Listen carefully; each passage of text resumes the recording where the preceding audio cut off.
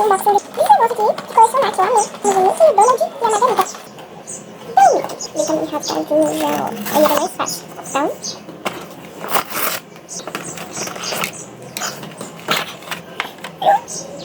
que coisinha fofa, gente. Como será que nós vamos? Pro Donald, claro.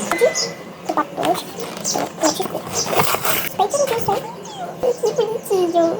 Vamos pro próximo. Agora vamos para a Margarida. Infelizmente o último já, né? O último. Esse é muito fácil de abrir. Tá, aquilo que eu disse. Esse aqui ficou mais difícil. Não tão difícil assim, né?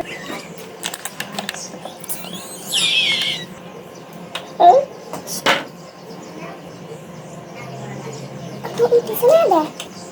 São as coisas mais lindas desse mundo.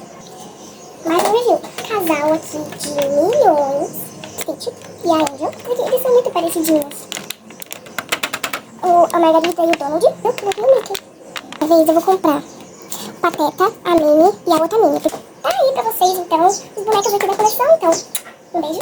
E até a parte 3.